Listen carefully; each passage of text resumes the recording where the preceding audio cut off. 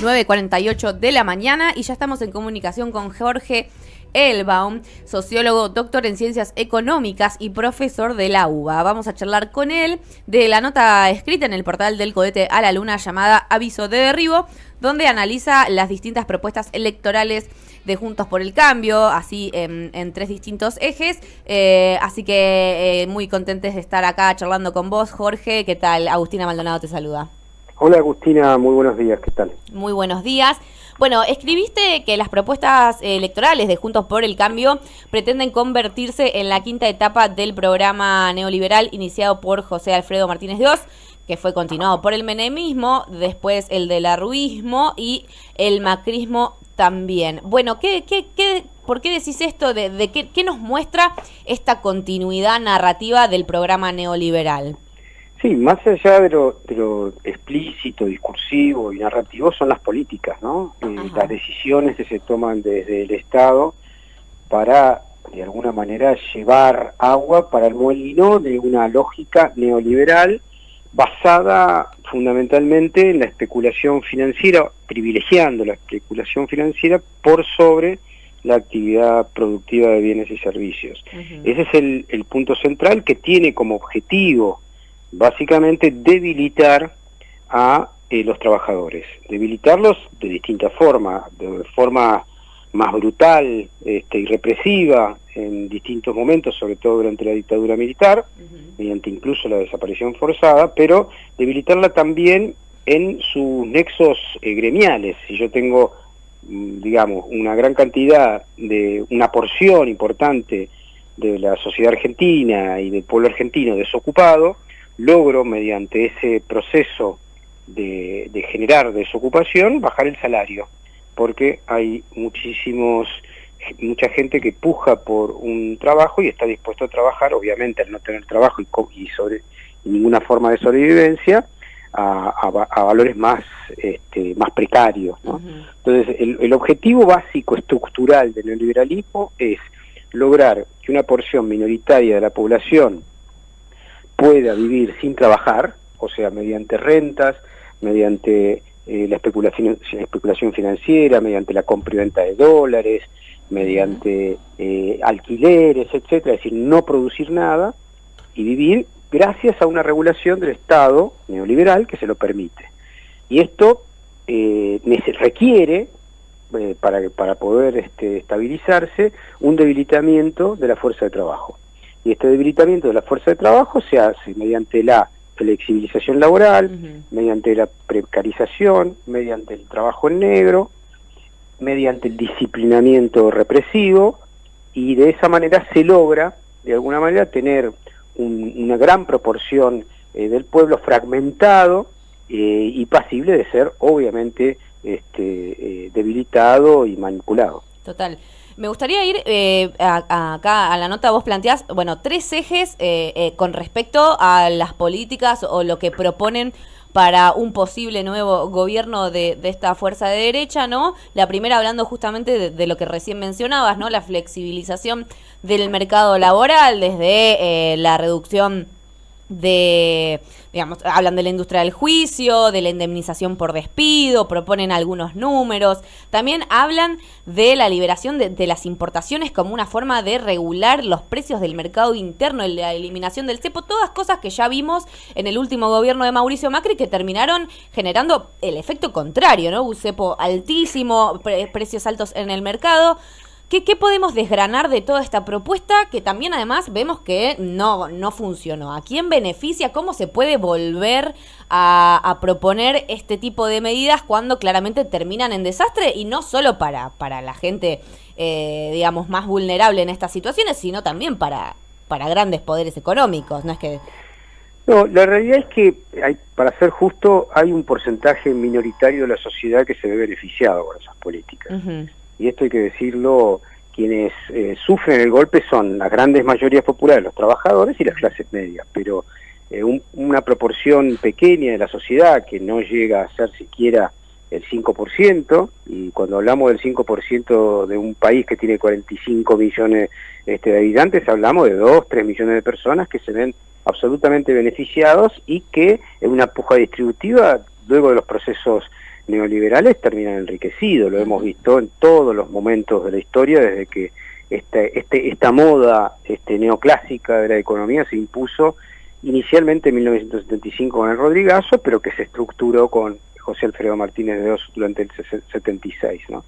Es decir, la realidad es que esto es una política destinada a, digamos, en el marco también de un apoyo de construcción del sentido común, mediático sobre todo, de imponer versiones de la realidad que incluso, por supuesto, no son beneficiosas para las grandes mayorías, y es indudable que sectores acá en España, en Estados Unidos, en cualquier lado, se dejan manipular en términos contrarios a sus intereses y votan a sus verdugos. Digo, esto no es nuevo, no pasa siempre, pero puede pasar, y es harto probable que por lo menos en un futuro próximo un porcentaje de la sociedad se vea atravesado por los cantos de sirena de estas discursividades que lo llevan al desastre, ¿no?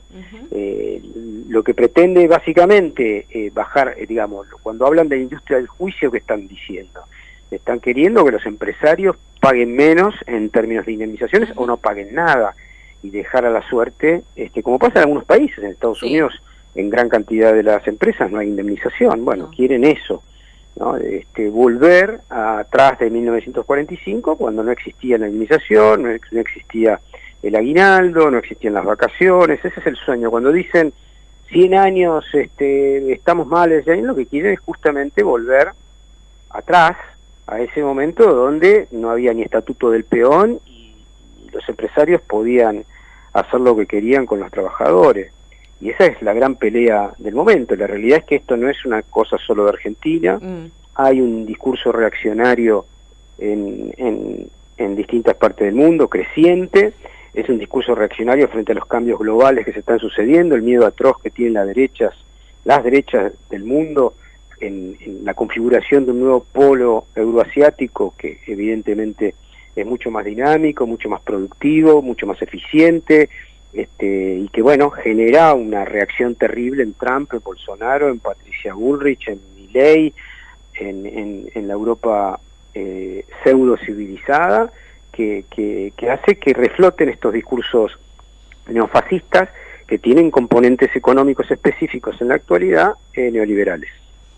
Total, bueno, varias cosas, porque también acá en tu nota, hablando de volver atrás, mencionás la presentación que hizo Melconian en Córdoba sobre, digamos, un posible plan económico adaptable tanto a un gobierno de Larreta como uno de Bullrich, de hecho bregando y pidiendo por dejar de diferenciar estas dos posturas del PRO, diciendo, bueno, es un poco lo mismo, y vanagloriando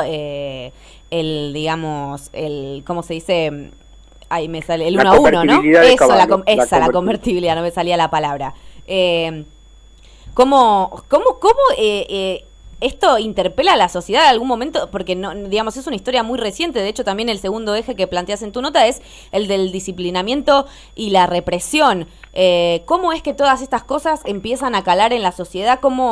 ¿Qué lectura podemos hacer de esta derechización y de repente ver volver estas cosas que han hecho tanto daño y que en algún momento fueron como, bueno, una postura en común, no importa de qué lado te encontraras? ¿Cómo es que esto vuelve a entrar en nuestra sociedad de esta manera y pone en dudas, bueno, quién puede llegar a implementar este programa? Bueno, la realidad es que la derecha, en su versión Larreta, Bullrich o Milei, tienen el mismo proyecto, ¿no? El proyecto combina los dos polos de cualquier decisión económica. Por un lado, debilitar las mayorías, y por otro lado, fortalecer a los poderes concentrados. Ese es el resumen.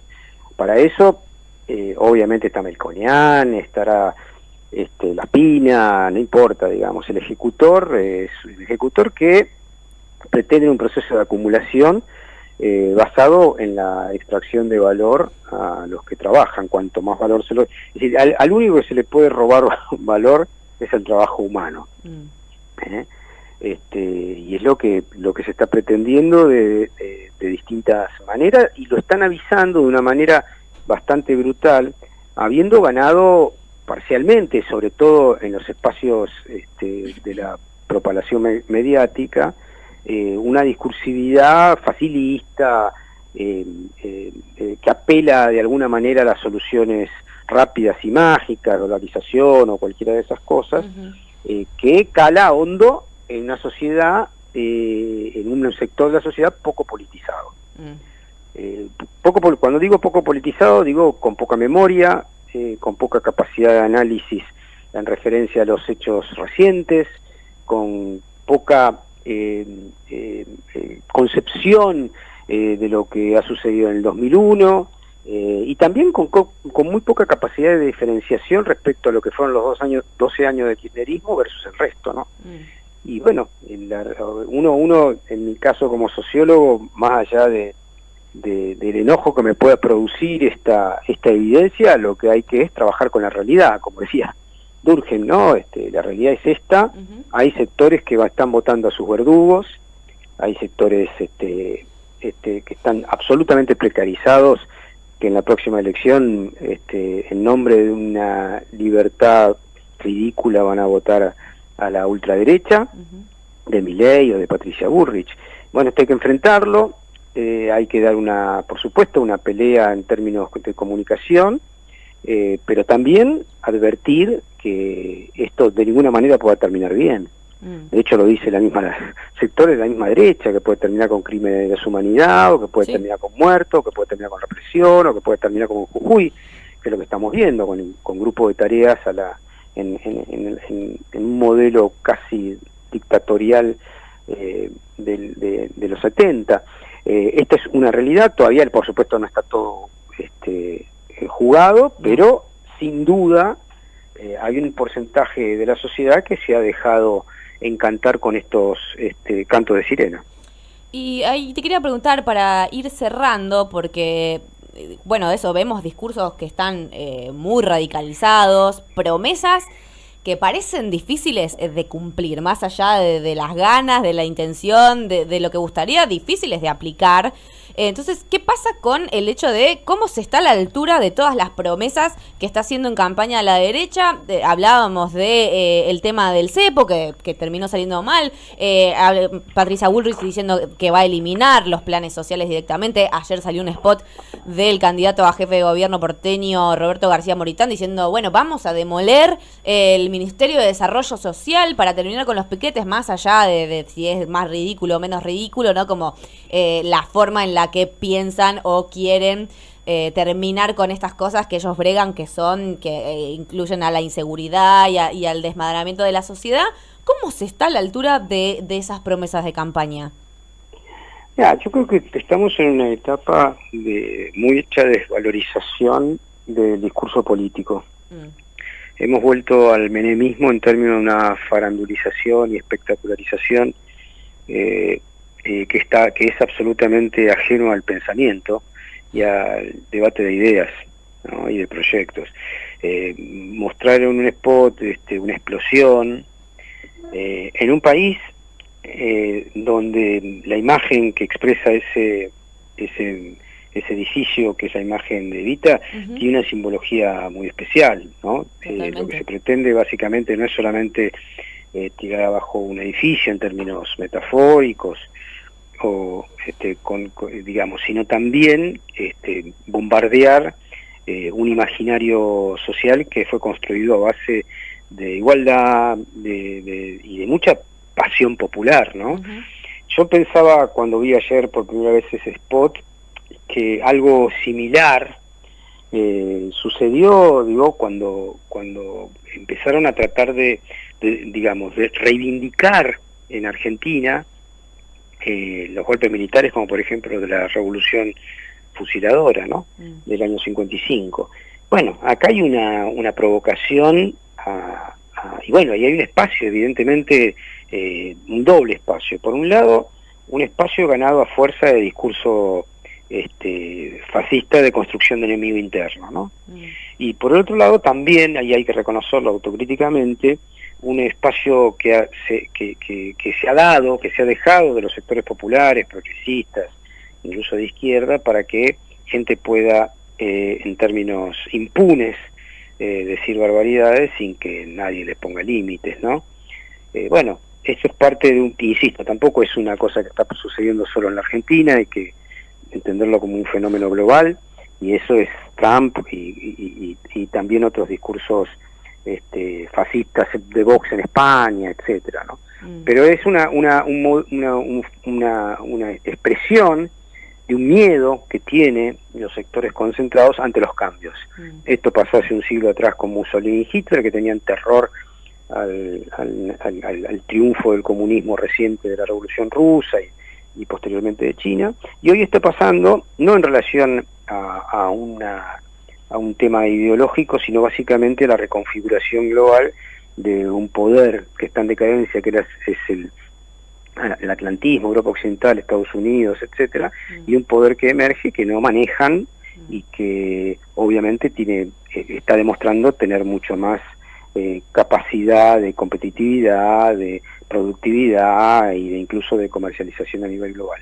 Eso en Argentina para las próximas elecciones supone discurso de flexibilización laboral, de represión, de precarización, de dolarización, de ajuste, de devaluación de la moneda, de mayor miseria, de desentenderse de los que están fuera del sistema y obviamente de violencia social. Y eso es lo que estaríamos viendo en el caso lamentable que la derecha obtenga un triunfo en las próximas elecciones.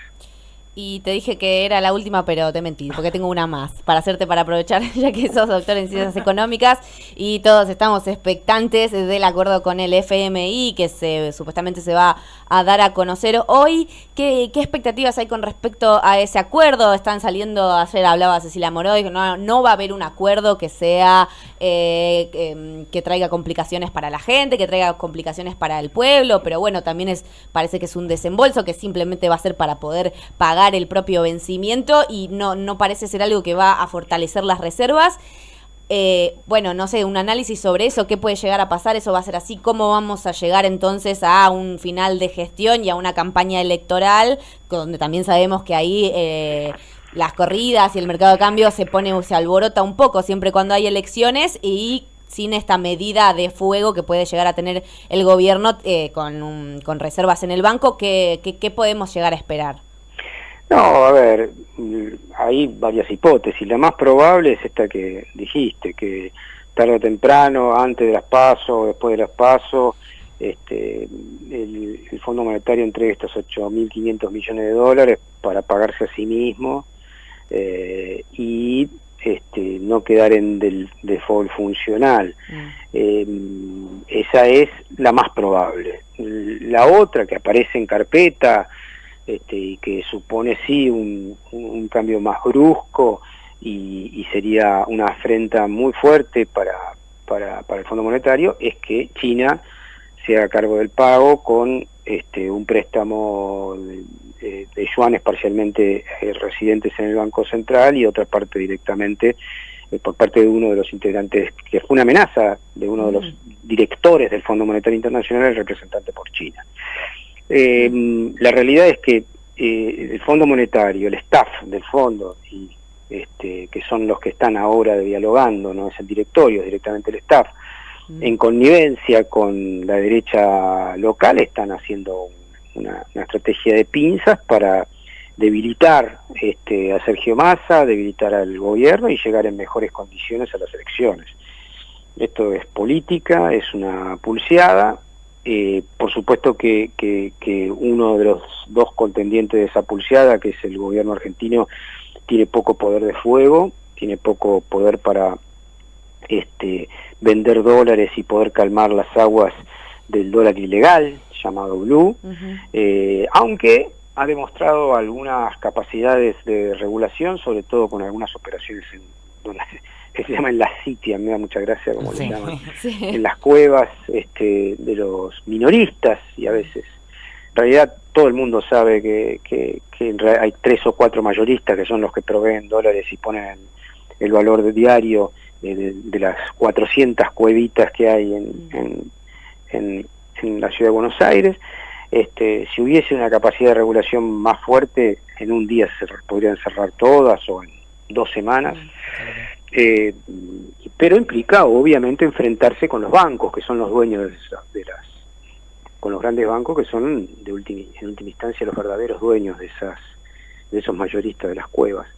Yo especulo que efectivamente van a intentar hacer corridas, la mayor cantidad posible, desgastar lo más que puedan al ministro de Economía para llegar en mejores condiciones a las elecciones, tratar de que las PASO tengan un resultado favorable en términos de la suma de los votos de Horacio Rodríguez Larreta y Patricia Bullrich, y después de las PASO intentar hacer un golpe final, una gran corrida, con el objetivo que el dólar se vaya el LU a 600, 700 pesos, eso es lo que van a intentar, o van a querer hacer, para tratar de habilitar el imaginario del caos en relación al populismo, ¿no? Claro. Por supuesto que esto, qué sé yo, lo sabe todo el mundo, no es que estoy no. Y esto lo sabe por supuesto el Ministerio de Economía, y bueno, están intentando ver de distintas maneras cómo logran, porque es una pulseada muy fuerte, porque no es una pulseada solo en Argentina, es una pulseada global. Acá se está jugando ahora en agosto el posible ingreso de Argentina a los BRICS, y en ese marco la posibilidad de que el Banco de Desarrollo que dirige Dilma Rousseff pueda dar un aval o pueda brindar un crédito sobre todo para financiar los primeros pagos. Y el año que viene es verdad que existe una gran posibilidad en el marco, en el hecho de que no haya sequía y que podamos empezar a ahorrar aquellas importaciones de energía que estábamos teniendo, que son algo así como entre 4.000 y 7.000 millones de dólares anuales. Estaríamos en un mejor, por supuesto, en un mejor andarivel que hoy para poder, en todo caso, controlar a estas pequeñas fuerzas que en realidad tienen un efecto simbólico enorme, más allá de que no se comercializan muchos dólares en negro. Es una porción 100 millones, con toda la furia, 60, pero si no se los regula, si no se los limita, si no se disciplina, te disciplinan a vos, ¿no? Jorge Elbaum, sociólogo, doctor en Ciencias Económicas y profesor de la UBA, aquí charlando con nosotras en Bancate ese defecto. Muchas gracias por haberte tomado este tiempo. No, por favor, les mando un fuerte abrazo. Abrazo. Chao.